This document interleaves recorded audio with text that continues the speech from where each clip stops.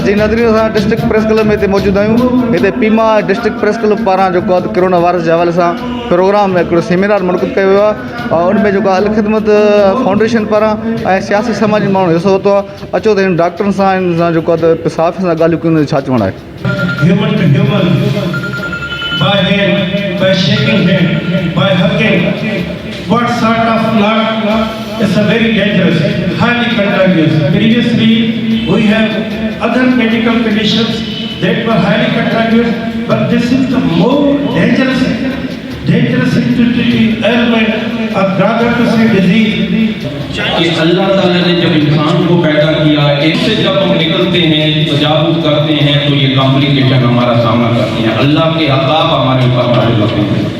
अल्लाह ने हमारे लिए एक दायरा मुकर्रर किया है जिसमें नमाज 5 वक्त मुकर्रर है, और 5 वक्त अगर हम नमाज पढ़ेंगे उसमें क्या होगा, हमारा जिस्म बिल्कुल साफ रहेगा, हमारा गला साफ रहेगा, हमारा नाक साफ रहेंगे, हमारे हाथ साफ रहेगा।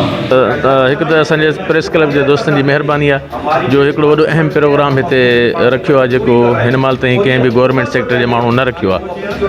ऐं ॿियो इहो इशू आहे त हिते वर्ल्ड लेवल दुनिया जो मसइलो आहे, लेकिन असुलु असां कश्मीर हिट लिस्ट ते आहियूं। हिते जेके ज़ाइरीन जेके ईरान खां 3 महीननि ताईं जेके ईंदा रहिया आहिनि, हिकिड़ा नोट बि न थिया आहिनि, जेके पंहिंजे घरनि में हलिया विया आहिनि, उन्हनि जी स्क्रीनिंग जो को बंदोबस्तु कोन, अॻु में त हुयो ई कोन, पर हिन वक़्त ताईं बि का गवर्नमेंट अहिड़ा उपाउ असांखे नज़र नथा अचनि। असां पंहिंजे शहर ते नज़र विझूं था त हिते न को इंफॉर्मेशन डेस्क आहिनि, न माण्हुनि खे अवेयरनेस जी का ॻाल्हि थिए थी।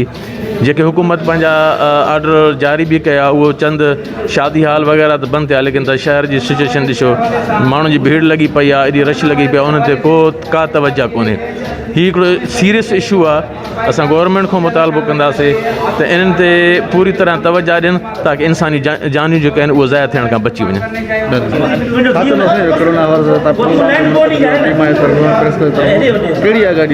साईं, असांजी पीमा जेको आहे उहो हमेशह अल ख़िदमत सां गॾु हिकिड़ो डिज़ास्टर जेको मैनेजमेंट जो असां वटि सेल आहे। मतिलबु असां वटि रेन डिज़ास्टर हुजे, काई बि आफ़ात हुजनि कुदरती, असां निकिरी पवंदा आहियूं। हाणे बि इहो ई असांजो मक़सदु हुयो, आम पब्लिक ताईं हिकिड़ी अवेयरनेस ॾियणु, हिकिड़ी आगाही ॾियणु।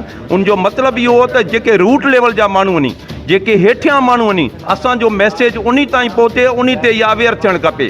हाणे जेको मास्क आहिनि उहो सिविल हॉस्पिटल में ख़तमु आहिनि, DHO ऑफिस में ख़तमु आहिनि, उहे DC ऑफिस में ख़तमु आहिनि, उहे पब्लिक वटि न, सभु एग्जीक्यूटिव जेके क्लास आहिनि उन वटि पहुचनि था। सैनिटाइज़र बि उन वटि पहुचनि था।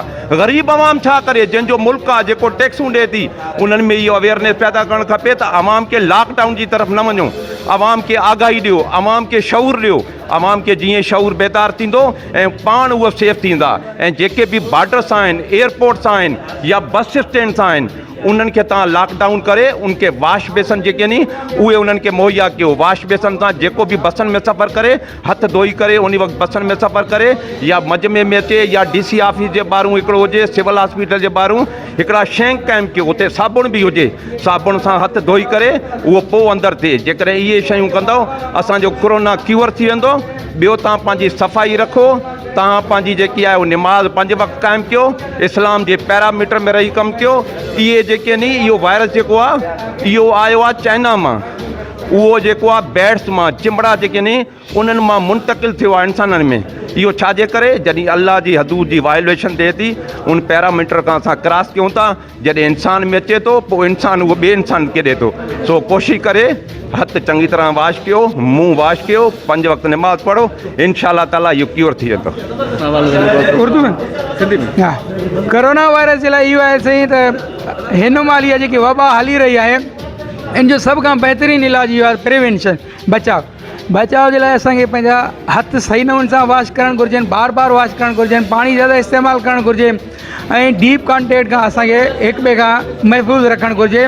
थोरे फ़ासिले ते रहूं, हिक ॿिए खे नॉलेज शेयर कंदा रहूं, ताजो सॼी आवाम जे अंदरि इहो शऊर बेदार थिए ऐं इन वबा खां असां महफ़ूज़ रही सघूं। असुल ॾिसो त हिन टाइम जेको पूरी दुनिया में जेको कोरोना वायरस जेको फैलिजी वियो आहे, कोरोना वायरस सभु जेका तबाही थिए पई, इंसानी जानूं ज़ाया थियनि पियूं, हिकिड़ो ख़तरनाक जेको कोरोना वायरस आहे उन जे करे जेको आहे हीअ असांजे प्रेस क्लब में जेको हिकिड़ो प्रोग्राम जेको असां प्रेस क्लब ऐं जेका डॉक्टरनि जी तंज़ीमूं हिते मुख़्तलिफ़ डॉक्टर अची करे असांखे अवेयरनेस ॾिनो, असांखे ॿुधायूं त उन्हनि खां कहिड़ी तरीक़े सां बचाव थियणु घुरिजे।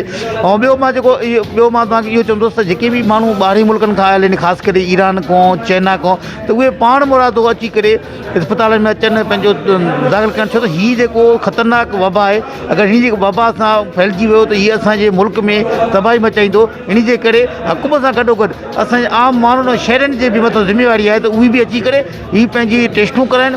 जेके ॿार आहिनि को बि डिज न, छो त ॾिसो अॼु अगरि हुननि में को वायरस हूंदो त हुनजे घर में थी वेंदो मुंतकिल, घर में जॾहिं थियो त पाड़े में थींदो, पोइ सॼो फैलिजी वेंदो। इन जे करे जेके माण्हू ॿाहिरि जा आया आहिनि उहे बि पंहिंजी टेस्टूं कराइनि, को बि कोन्हे।